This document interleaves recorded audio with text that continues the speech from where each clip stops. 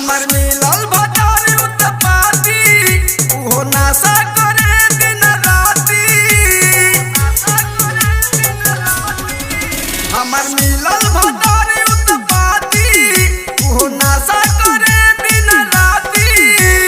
बिके घरे आवे शीशी ले आवे कहे लगी लसिया खंगारू।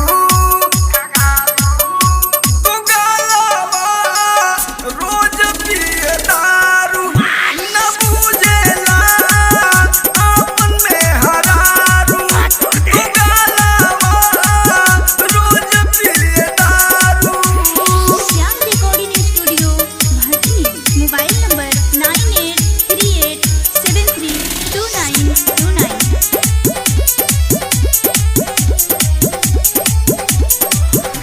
न काम करेला हैरान करेला।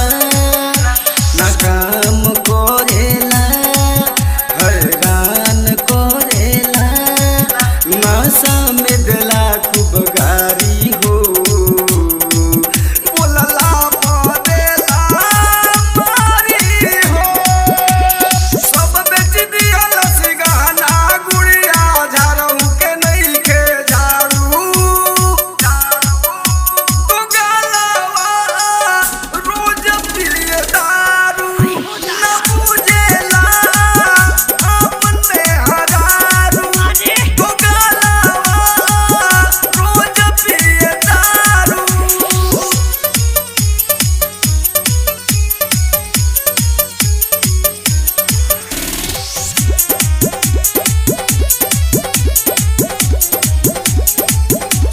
इहे मजबूरी बाटे हो न हाथ में चूड़ी बाटे हो।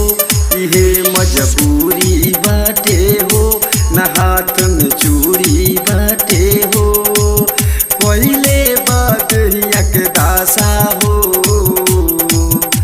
न बोले सुबही भाषा हो।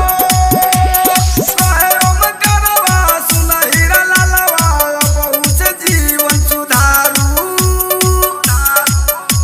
तो गालवा रोज पिए दारू न बुझेला आपन में हरारू।